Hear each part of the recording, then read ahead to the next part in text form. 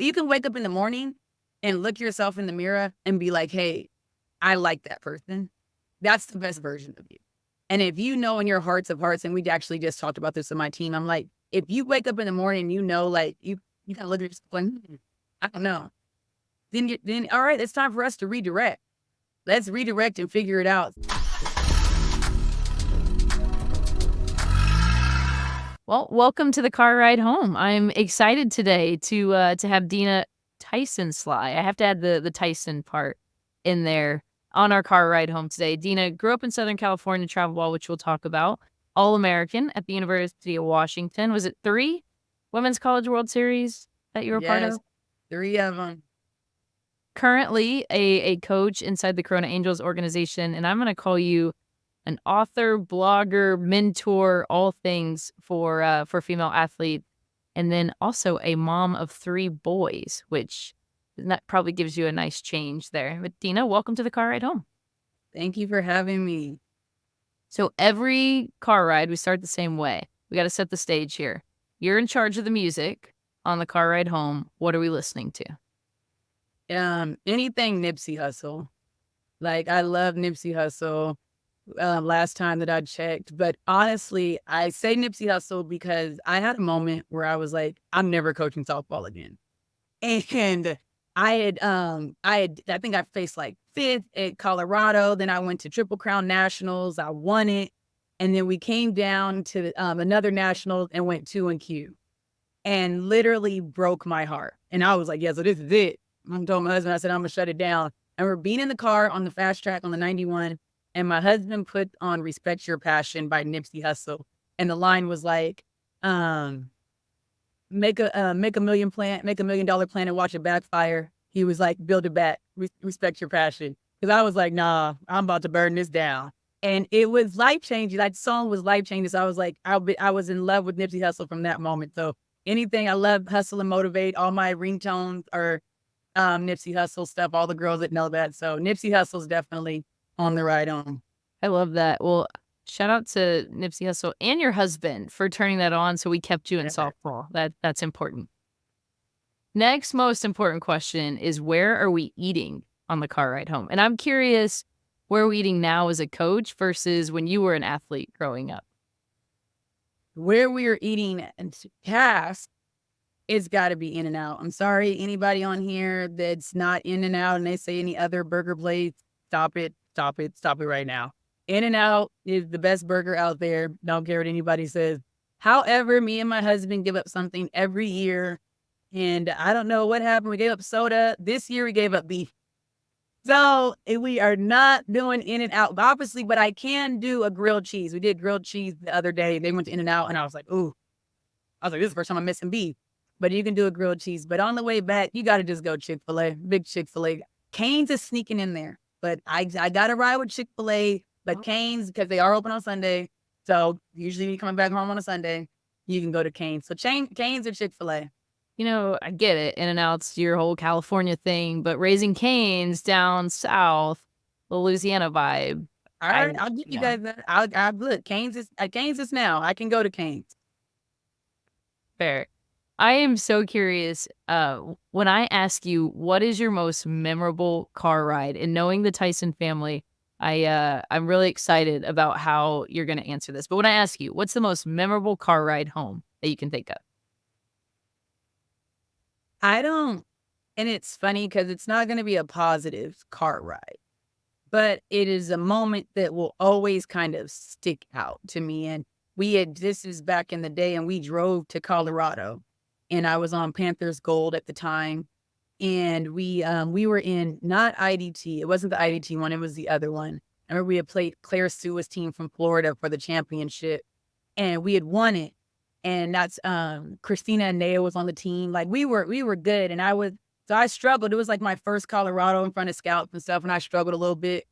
And I was going every other game with an outfielder. And my coach Dale Moore, he was super sweet. So he was still trying to like keep me engaged. So he would let me go. But of course, the way it worked out, my game was the semifinals, not the championship. So I didn't get to play in that game. And I can just remember going to the car and we were packing up, getting ready to drive back home to California. And Marty just goes, big win without you. I'm like, oh man. But I can remember like that stuck with me for the rest of my playing career. And I was like, never again will there be a big win without me. So I do think that that was huge in like developing me into the player that I was. Cause I was like, I'll tell you this much. I'm gonna always make sure I'm a starter because he ain't ever gonna be able to say, hey, big win without you. So that ride always kind of sticks out to me. It's so good. What was the difference, of with both your parents in car rides? Did they balance each other out? They both like, what was the difference between Marty and Donna? Here's one instance that I can remember, and it's funny. I was a freshman and I was balling, but I was playing on this 18 and under team, minors gold, and I picked up with them and I was doing good. And they're like, look at this freshman balling. And then we came up against, oh my God, I don't remember the team, but I know the pitcher was going to maybe UMass. And it was a lefty, it was dark. It was weird. And I can remember like my dad was upset and somehow we were in two different cars and Marty leaves mid game. He's like, he's out of here. And so then my mom would get in the car and she's like, like my mom was like, good, like, well, everybody else striking out. What you mad about? Like, it was like, but Marty wasn't about that. It was like, I'm focused on Dena. And he was like, I'm leaving because your daughter was scared. And my mom was like, she was not scared. She was not scared. And then I always was like, my mom was going to ride. And I remember I had to like whisper to her, like, I may have been a little. And like, but she was a mama bear. Like she's gonna ride that out with you. But she would try to help you like not think about it. But I will say, when you're doing bad because once she gets fed up and she'll kind of throw you to the wolf. That's Marty. And so like that'll happen every now and then. It's so one, it's funny just knowing your parents too, but also it's so relatable, right? Of nowadays, and we spend a lot of time in the car, whether practice or tournament. So Oh I man. feel like a lot of people can relate there. Well, Dina, I'm giving as the eldest, maybe that's the better word, of the four Tyson daughters. You're really the one that got the Tyson family into softball, right? Do you remember what Yeah. those days looked like of the first introduction to you playing softball? I do. Like everybody looking at Marty now, who's like this big advocate for like women's sports. Like it didn't start off like that originally. I can remember like bringing home the rec DGSA. Got to give a little shout out to Corona Girls Softball. A lot of ballers came out of there. But I brought it to my dad, and he like let me play, and it was like it. It's sometimes it can be weird out there. And he didn't let me play the next year. He's like, go play some basketball or something. So I set out that whole year, and then the next year I was like really like, come on, I really liked it. Like I want to get back into the game. And that was like, and so then my mom was like, well, you complaining so much, then coach. And so that was the first year he had coached me because he didn't coach me the first year. So when I came back after I said a little sit out here, he became our coach. And I always say it's funny. He says a line, but it's true. But he doesn't get like, I love it. He said, all right, know this. He's like, there's two things. I can be known as Dena's dad, or you will be known as Marty's daughter. But he always says that, and I just laugh. I'm like, I'm proud to be Marty's daughter, so I'm glad you did it. Good job. Well, it's funny you mentioned you played for Panthers Gold and Miners Gold, not Corona Angels back in the day. What was that transition like for you from the Corona Girls Softball Association to transitioning to travel ball? So, those are back in those days when travel ball hadn't taken off. Now they're playing travel ball in 10 and under. So there was a dynasty team. I can remember dynasty, and they were like, hey, Dena's pretty good. She tried to get into travel ball. And I remember my first travel ball games. Oh my God. Terrible. Like, and I can remember being so embarrassing. All Marty did is in between games, he took me back home, went to the backyard, we hit the tire, and then I came back and was like 2 for 2, killed it. And I think Jamie Juarez, no, not that team. Um, I can't even think of her name, but she was at Stanford with us. She was a second baseman. Can't think of her name right now, but her dad was Anna Beardman. She was at Stanford. Her dad was the coach. And I went on that team. So I played travel ball there and I was like, okay, I enjoyed that. And then we went back to rec. And then we kind of like just Marty developed a gold rush because he's a Steeler fan. So we had this black and gold team and we were all straight out of rec, but thinking we could do travel. And I can remember like, I don't know, we just we're like the bad news bears of travel when we first came out. And we're just building, getting better. And then there was Napoleon Sparks, Marty's mentor. He coached the Crunch, and they used to give out Crunch bars after the game. I don't know if anybody remembers that. It's so old at school, but he used to give out Crunch bars after the game. And Nap saw my dad. Was another African American coach, and he said, "Hey, like you got something going."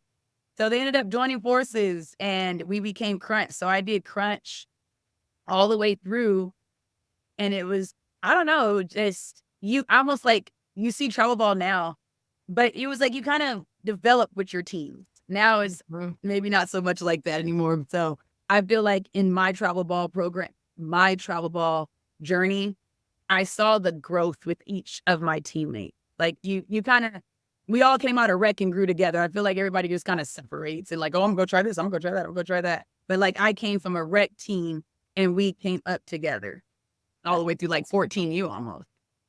Did you ever play Corona Angels?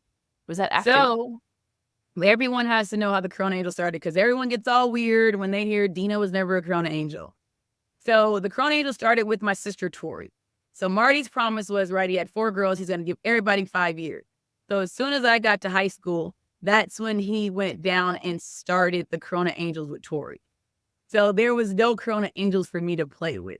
So no, I was never a Corona Angel. That Tori is the original Tyson Corona Angel. So no. Did I hear that you were a bat buster? Is that right? Man, I knew that was gonna come. I knew that was gonna come. I do like to say I am a Gary Henning bat buster. I did. I played for Gary Henning, but let me stop. I did play for Mike Stith for Tough Enough. That's my guy. So I did play on Tough Enough, but I was my senior year, and the only reason why, this is no knock, but the only reason why is my team, it was me and Caitlin Lowe. We were on a team called the Panthers Gold. We were heavy senior, and our team, we may not have been at a great level, our class. So I remember my dad making this phone call. I had just verbal to Washington and all these great things, but Dale Moore had promised to see me off because everybody was like, don't go to Panthers Gold. Dale's retiring. And I remember my dad, he called Dale and he was like, hey, I know you promised to finish Dena. You can shut it down now. You've done your job. Dena will be okay. And so ultimately he ended up calling and saying this was going to be our last year. So I finished that. And I had picked to go to the Cruisers. I would already signed up. I was going to be with Ches. I'm like, yeah, like Ches was my dog. I'm like, yeah, I'm coming. My senior year, I ain't got no team. I'm coming with y'all. And I had made all these plans. I get home and my dad's like, you know, you don't make no softball decisions here. And he was like, I've already talked to Coach Wilson and I've talked to Gary Henning. You're going to the bat buzzing. I was like, oh man. So that's how that all happened. I get committed to Lauren Lappin's dad, Dean. I was about to go be a cruiser. And I was like, of course, the year that I had, because the Cruisers had got their berth. So I was like, yeah, I don't even got to qualify because the year I did go to the Batbusters was the one year that they did not place top 5 and we had to qualify. But man, I won't lie though. A dream team. That Batbuster team was a dream team. I'm going to just give you the lineup, right? So behind, our catcher was Jasa Krebs. She went to UCLA. Our pitcher was Lisa Dodd. She went to UCLA. First baseman was Christina Clark, went to Fresno State, All-American. Also, Lisa Dodd was an All-American. Second base was Dominique Lestraps. She was an All-American at Washington. Shortstop, we had Candace Baker. She went to Fullerton, balled out. Dre Duran was at third, went to UCLA, All-American. Hello, stop playing with us. We had Tara Henry in left. She went to UCLA. I was in center. There we go. And then I feel like there's one more in right field. I feel like I was Tara Henry's best friend, and she went to like Santa Barbara. But we were a dream team.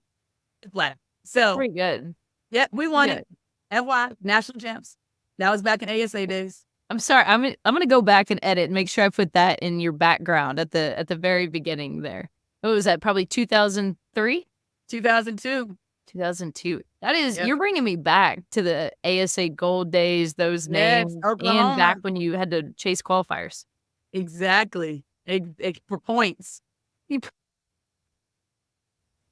I love it there. Well, what was that? Because there's so many athletes that play for their dad. And you hear like the dad side of it, right? And like, I'm the hardest on my daughter. What was it like for you as a player, and now how does that help you too when you're talking to some athletes? What was it like playing for your dad?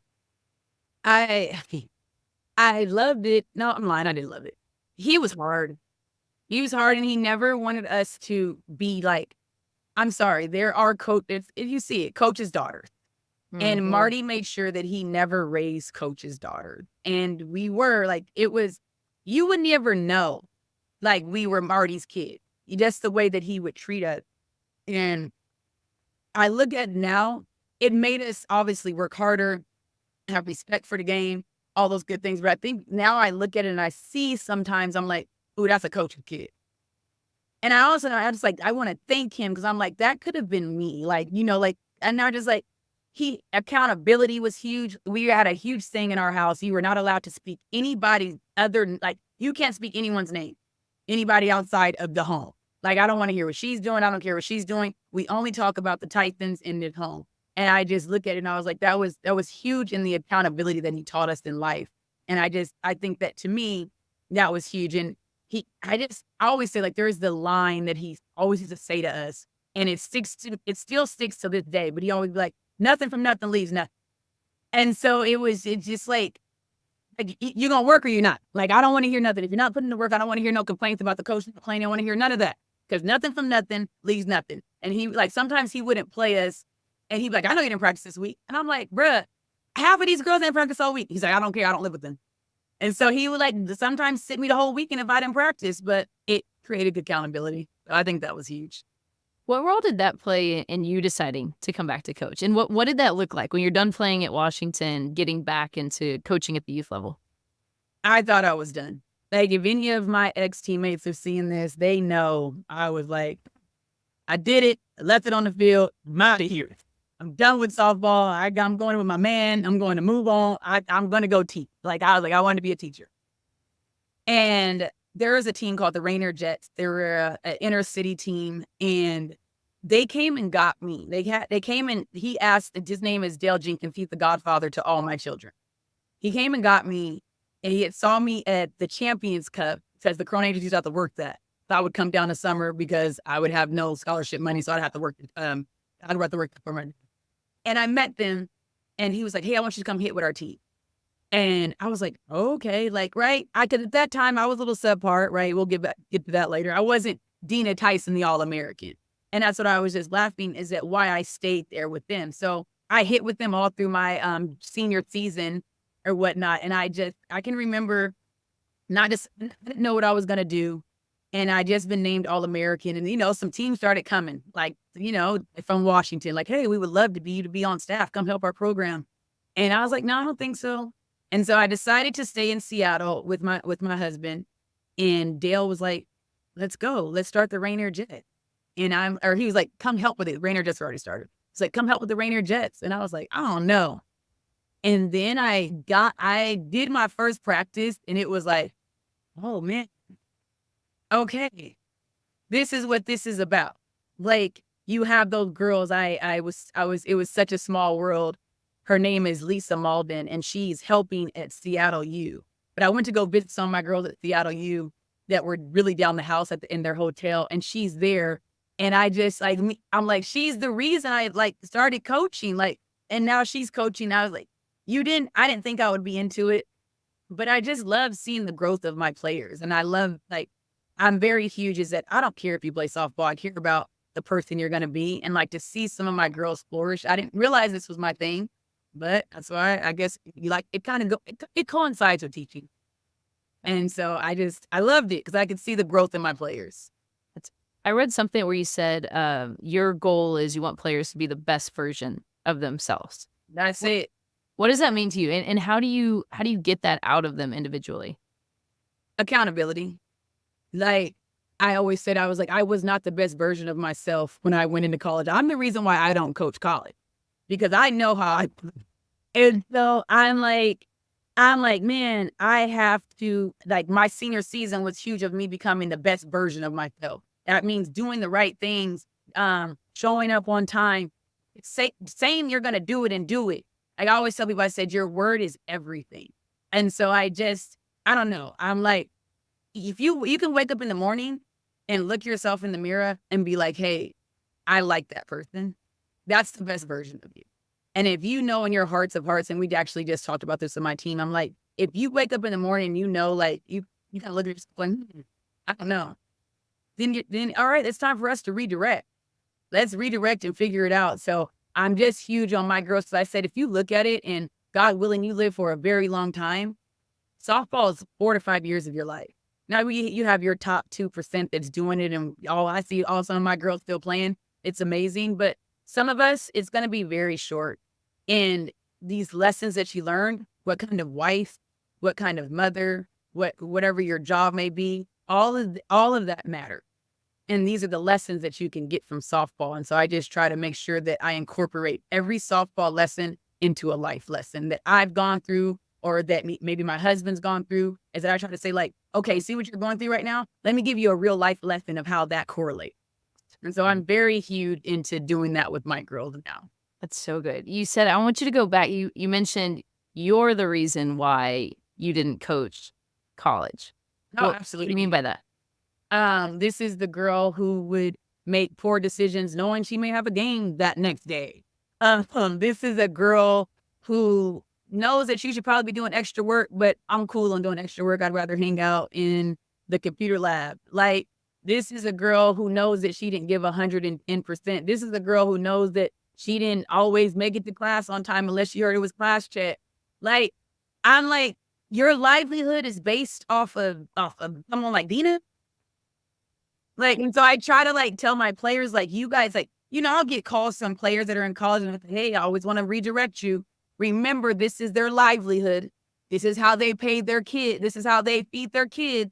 This is how they pay Mhm. their bills. So you may be feeling a certain type of way, but know that your livelihood isn't based on this. You still gonna get your scholarship. You still gonna get all that, but this is their livelihood." Two big different things. It's a big difference, big difference. What, it's cool that you can be vulnerable, right? I think that's very powerful that you can share that story as a, "Hey, maybe I didn't make the best decisions, but I'm gonna share that with you with the perspective of don't do what I did," or, "Hey, think about these things." What gave you that aspect of the vulnerability, not just changing, but also being comfortable telling that story? So I have girls who will go see, and this is no knock. If you need professional help, go get it. Right. And so ultimately, when I started doing, like, more people were like, "Hey, you should really," like, I'm like, I'm not a licensed therapist. Like, don't, let's not go that route. So, but there was some parents who like, I'm trying, like, they're at their last end. Like, people get nervous, and there was a lot of things going on with softball. So the mental health thing was huge. So they're like, "Dina, you're my last resort. Like, we've tried counseling, we've tried therapy. It's not working." And so one of the biggest things that I've noticed for the girls who try therapy, but then they end up coming to me for sessions, is that I don't know if you're not supposed to be vulnerable. Because I'm not a licensed therapist, but I am very vulnerable, and I will tell my girls personal things that have happened during my journey, and it doesn't shine the best light on me at all. But I'm like, "Hey, okay, so but I had to change. But it wasn't a permanent place for me. But man, I gave Coach Tar a run for her money when she first came. Like, I know that I was out of pocket. I didn't make it easy for her when she came and replaced Coach Wilson and all those good things.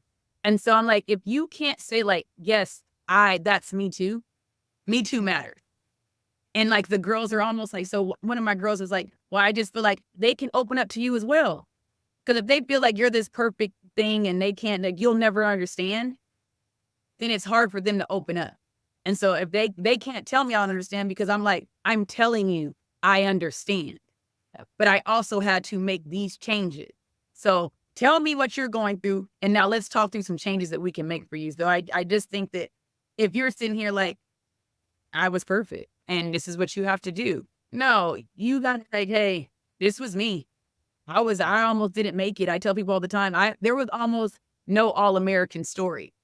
That's how bad I had got.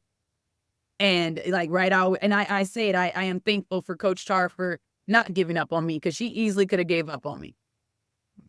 What changed, Tina? Like, what was it going back and what changed, and then how did you sustain that change? Because I think that piece is important too. It's your why. It's 100% your why. And I have in the program, we talk about when I'm talking to my girls, like what made me want to be an All-American, right? I was a three-time starter. I went to the College World Series 2 of my 3. I was like, in my opinion, I was successful, but right, talking to Marty, maybe not so much. But Marty came down. This story's pretty known, like for people that follow the journey. But Marty came down about the end of my junior year, give me a little tune-up before postseason. We always did tune-up before postseason. And then he took me to McDonald's. I should have known then that something was up because we always find barbecue plates. So you taking me to McDonald's and we eating inside. I should have known then Marty was up to something. But he had put me down and he had pretty much asked me, how do you feel about your career and all this stuff? And fast forward, I tried to dodge the questions and all this stuff. And he realized I was dodging the questions. So he's like, hey, I have a challenge for you next season. He was like, what's some goals? And I gave him some BS goals. And he was like, okay, I think we can handle all those goals if you say you're going to be an All-American. And that was the moment I had to admit that he was right about me having a fear of failure. And it was like, whoa, because he'd always said I had a fear of failure. And I was like, no, I'm not really failing, so I don't think I have a fear. You feel me? But he was like, because one of my goals I had put is I wanted to be a starter. And he said, that is what you do. You only make goals that you know. I was a 3-time starter. That was a dumb goal. Like, of course you're going to be a starter. So it was a green light bulb. Like, oh my gosh, of course, Marty's always right. He was right. And so, but I always tell people, Marty's story, people don't know his story, but he didn't have an easy upbringing. And so he made sure that we had a good upbringing and it was good. And so when your why asks you for something, it was like I couldn't say no. And still to this day, the All-American trophy is at his home because that is his trophy. And I'm like, my father has asked me for nothing and has given me this amazing life. And this is the first time he's asked me for something. He wants me to try to be an All-American. I could not do it. And it was like, I tell people, if you don't have a why that gets you up every morning, and like now, right, he's still my why. My family's my why, my son's my why, my husband's are my why. So I'm like, I am huge, and if you don't have a why, then you don't have a way. And that's just it. And I look at some of these girls and I'm like, your why is not strong enough. And your why can't be simply, I want to get a scholarship, because that's not how softball is anymore. That's not strong enough whatsoever to get your goal. So I'm huge on the why. I love that story. And by the way, I remember, because we're a year apart, and I remember watching the World Series in '07 and them telling that story too. Yeah. It's so cool to know you guys at this level now. But so knowing your why, I completely understand and agree. What are some like practices that you had to then implement to execute, to become that All-American, like some changes? I know you talked about habit. Are those some things that you have to create habit that then led to that outcome of All-American? So I made a list. I'm like, okay, what do you need to do to be an All-American? I'm a Virgo. We write down lists. We do all those things. So all that stuff stand for us. So I remember sitting in my apartment and I'm like, okay, All-American. What do you need? 1, you got to do extra hitting. Like, obviously, the 20 hours you're putting in ain't enough.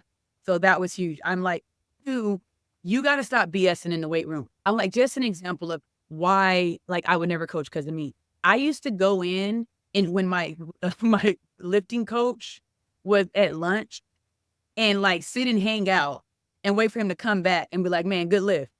Like, I hated lifting. I did. And I just laugh now because I'm like, oh, what do you know? I had 19 home runs the year I gave effort in the weight room. So I'm like, hey, you got to be conditioned. So I'm like, you got to stop BSing through your conditioning. You got to go to class. Like, let's not be stressed every time report cards come out. Like, I'm good. I'm good. Like, all these things. And so what I did is that it's funny because in the program that I have about my All-American journey, I said there were 6 big things that you had to focus on. And that was school, that was fitness, that was nutrition, sports specific, and your personal development, like who you became. And I was like, I became a better person. I became a better teammate. And so those were like, that was huge. Those were like 5 big things that I make a lot of my athletes focus on. Those things right there will make you the best version of you if you're doing them right. I love that. What are some things now? Because I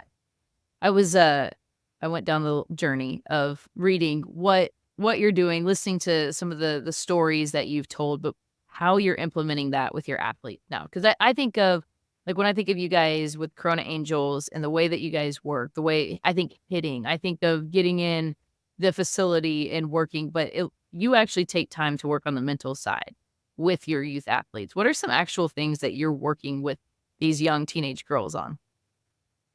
So accountability is huge because I feel like that was what I lacked. I lacked accountability. So I always call it, I have a couple programs, but program one is my baby. And so in program one is that as I gave you those five big areas, they have to grade themselves. Like, so they'll come in every month and I'm like, okay, what was your completion this month? What were you completing at? Because I'm like, when I looked at it, I'm like, I was a C person. Like if I'm adding, like they have it's a whole formula that I make them use, and it's just like it's like school. And I'm like, I'm performing at a C in all aspects of life right now. I'm like, so I make them come in. So that's why I was like, why people struggle with my program is that, yeah, we're going to check in. What are your issues and all that? But I'm also going to keep you accountable. Okay. So you're saying that in school, like, for instance, it'd be like, hey, I need to finish my essay by tonight. You don't finish it by tonight, you're getting 0 points. Is that you are going to give yourself, okay, I want to do this many reps or this many miles. If you don't do that, you're getting 0 points. But I was like, so I showed them why I put numbers on it. Because I do, in my hearts of heart, put numbers on things because numbers don't lie. And I'll show them, like, okay, say you have 6 things to do and you knock out 4 out of 6 things, you're going to be like, okay, cool, I had a great day. But when you put numbers on something and like, okay, boom, I did this, but maybe my grade was this, and you could, you gotta also, like, I didn't give 100% on that. So I maybe get a 3 or a 2. And so I'll show them, I'm like, all right, now do the numbers. And you had a 67 that day, but you can lie to yourself. And so I'm very huge is that no, no, no. We do a lot of self-reflection, a lot of self-assessing, because if you don't self-assess, the weeds will grow back. And I tell them till this day, I am 40 years old. I'll be 40 in September. So I'll just say I'm 40. I am 40 years old. And I still every day is that I self-assess, right? I tell people, how do people look at you? And I tell people all the time, we're in this world where, like, we don't care how people think of what people think of us, but you do, because you're asking to be recruited. So you're actually asking what people are thinking of you. So I'm like, you have to go ahead and step outside of you and see what people are seeing. And that was huge for me. And I was like, how is Coach Char seeing me? How do my teammates see me? How are my professors seeing me? And so I make or how do your parents see you? How do Mhm. you think we see you? You've been here for 2 years and you still have the same swing. What do you think that we would think? Like, so I put those questions on them. So it's good. And so for my girls that I said, the program is the program. What you give to the program is going to give back to you. And I've seen it. I've seen a lot of good success from a lot of like right now I had a player call me, and at that time, right, it's the portal time. And we had a good talk and said, okay, well, step back. How would you see you? Do you think you should have been starting? Like, so just things that I do with my girls that I'm all about the side. No, So don't be personal. it's so good. I have so many follow-up questions I wanna ask you on that, but I was gonna ask if you have a story that comes to mind without even, sharing a name, but of an athlete that, especially knowing your own journey, that you've seen an athlete by doing the self-assessment, by doing the program, by being accountable and helping her learn accountability. Do you have a story that comes to mind? Um, I do. And to see her thriving this year, and it's that she may have not went through program, but she got a lot of the lessons and we went through her whole journey, is that I think Morgan Smith's story is amazing. Like, to see her journey, she's at Rutgers this year. And I'm like, anybody that has followed Morgan's journey, to see the growth of her and her become this amazing, she was like the number one two-way player. She got ranked and stuff like that. I think she's absolutely amazing of seeing somebody like, okay, let me sit back, self-assess. And I love those kind of stories. I love like, I'm like, cause I don't care. I'm gonna say it right now. My girl not all American. I'm out of a situation, but she had an amazing season and she worked very hard for it. And she had to fight herself at times. And she knows that. We joke about it. I'm like, all right, Morgan, fight yourself. Fight old Morgan. Let new Morgan come out. And I say that all the time. Old Dena, always. She likes to sneak in. And I have to fight old Dena all the time. Um I read something that you talk about the "it" mindset. Is that correct? Is Oh, that what you call yes, it? the Is the it. "it" mindset with your team? Yeah, Marty brought that to us. It's actually from Mike Condrea, like, "Do you have the it?" And it used to be, like, he would pass that out, and then he made it's really big at our facility about having the it. And I just think it is doing all the right things. And you just see there's players and you're like, "Ooh, they have the it." You just I don't know, just those players that you see, like, uh, I don't know, like, I looked at a lot of some of those Oklahoma players, like Jennings, watching her play as she came up. I used to play her in high school, when I coached high school. I'm like, "Man, you got the it." Alina Garcia, anyone's like I just like kids that you think I think it you can almost just, like, point out kids. Alina Garcia going to UCLA, like, it. She got it. Brie Alejandra. It's like Megan Grant, you'll never catch her not sprinting off the field, and she's in right field. Like it's just they literally do all the right things. And like, can you show up on time? Can you accept roles that you may not want to accept at times? Like it's just one of those like imperfect kids, and they're not all out there. So everybody does not have the it. So I was like telling some of my players, like, you got the it. Read number 5. Like, no, like do you pout when you get constructive criticism? You ain't got the it, boo boo. That's so good. I read something you said, "I just want softball to be better," and it was in the context of you're starting to work with athletes, not just inside the Corona Angels organization, because for you, you said you want softball to be better. What does that look like? What is softball being better for you? You're trying to get me in trouble. I I just like I'm like because the people are gonna think like when sometimes when I talk that I'm against like Portal and all that. I'm not. I get all the stuff that happens. I just like sometimes I'm like, "For real?" And I can remember when I was like, "I'm opening this up." There was a moment that I was like, "I'm opening it up more than to just the Angel." And we were in Colorado, we were at IDT, and I went to the field, and this team had just won. Oh my goodness. Why can't I think of the team's name now? East Cobb Bullets. East Cobb Bullets had just won a game, and I see this girl hysterically crying on the East Cobb Bullets. And it was a good game. Like, it was one of those I'm watching my dad's game, and it was one of those where it makes you like, "What's going on over there?" And I got invested in their game, and she's just hysterical. And I don't know, it just was in me, and I, like, walked up to her, and I'm like, "Honey, can I ask you why you're" I did, I had it and she looked me dead and just such a sweet girl. She was a pitcher, and she looked me dead in my eyes, she's like, "I didn't get to pitch." I was like, "Oh my gosh." And so I can just remember, like I think that was one of my first blogs that I had wrote when before I did, like, completed my book, I was, like, doing these Monday blog, and I believe that was one of the first things that I wrote about is, I get it to be upset, but your team just won. And so I just remember telling her, I said, "Imagine this, right? The college coach is watching you, and they're all, like, they can see you." I was like, "Honey, your team just won, like, you can't be happy for that moment?" I was like, as me as a coach, I would be like, "Oh, yeah, no. I can never bring her in my dugout. She would be a cancer for my dugout." And I just look at I guess we're in this world of, um we talk about habit with in my program 3, and I'm like, they're stuck on win, lose. Like, I have to win, you have to lose. And I think that you see that so much in softball. Like, I have to get this scholarship, so I can't cheer for you.